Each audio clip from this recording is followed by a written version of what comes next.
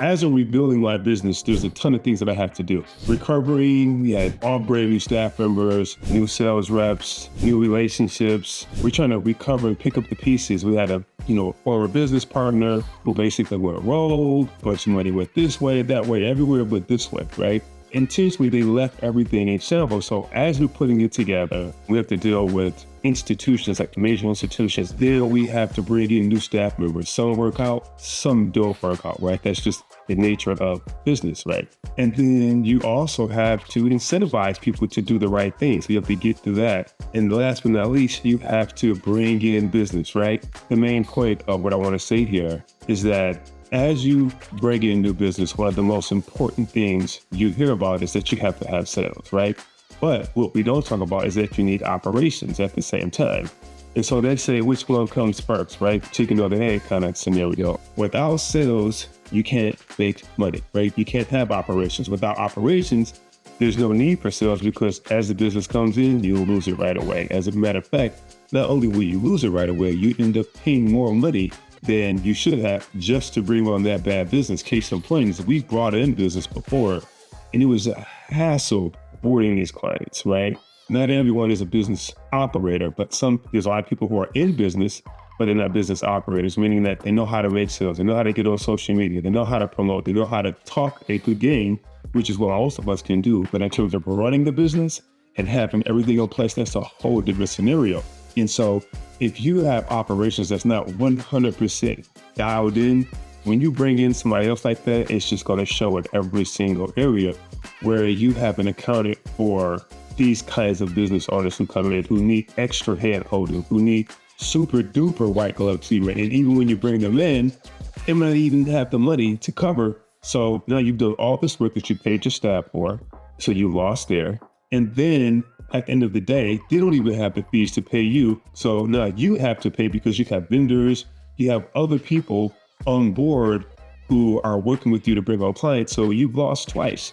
What I've learned is that over the course of years, no matter how much money you spend, no matter the relationships, no matter what you've done for people, how many good times you've had, at the end of the day, you must have a super duper dialed in operation system on so many levels. One is because your clients won't last. Two, even new clients coming on board, they're not going to hang out with you. They're not going to stay with you, but they're going to go to the big gigantic entity that's already made all the errors, that's already made all the mistakes, that's already been where you are today. And now they're like light years ahead of you, right? As an example, like I'm in payment processing. And so there are companies who are 15, 20, 100 times bigger than we are. They're way more funded, right? Some people can literally get funds so much easier than you or I, who may not have those connections, who may not have those relationships, right? That's just a reality.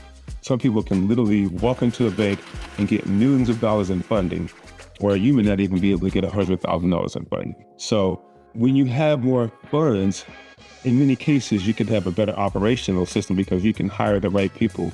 You can, purchase various software programs. One of the most important things is having the personnel to help you figure that stuff out.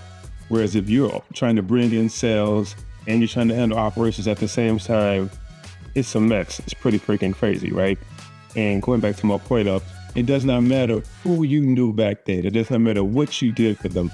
I've spent hundreds and hundreds and hundreds of thousands of dollars with various people, right? Just to support their program, just to say, hey, listen, I'm with you and I want to stay with you.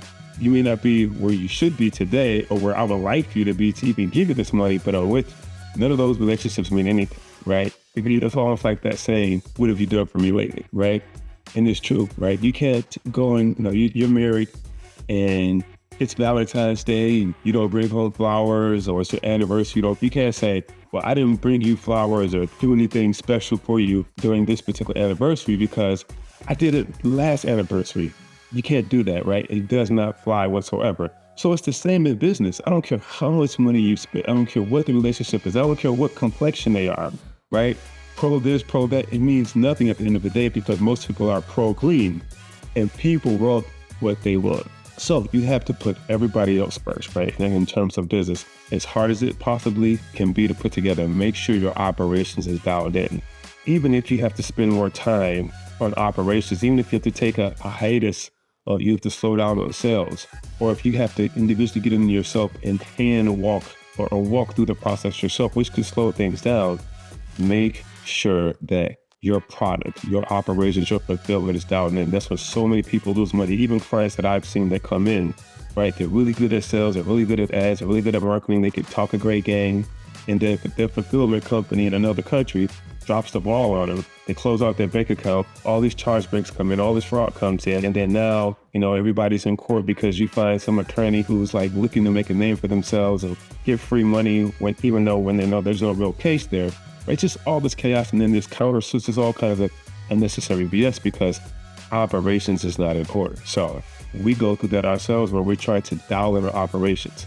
So if you're building a recurring income business, right, you can benefit off of someone else already having operations in place. It doesn't matter what kind of business you're building. It's better to join a system that already has operations in place as opposed to you trying to do sales, operations, marketing, customer service, tech support all at the same time because everybody's going to have different needs and you're not going to be able to supply all of them at the same time. There's some businesses that you're going to bring in that already have everything that you need. And so that whole boarding process is going to be simple and they require less time. They're way more sophisticated. Then you have others who come in who don't know anything about business, but they know about sales and marketing. They need a whole different kind of hand-holding. So lesson from me to you, firsthand experience, especially while you're building your recurring income business, is make sure you have your operations dialed in. And if you don't have operations dialed in, join a team that already has it dialed in, that's already made all the mistakes that you're going to make, right? Because you don't even know where the blind spots are, but they've already been through all of that. And so if they've already been through all of that, they can have it dialed in for you. And then now you can come in and just run sales, marketing, relationships, referrals, networking, etc. Hope this helps. Be good.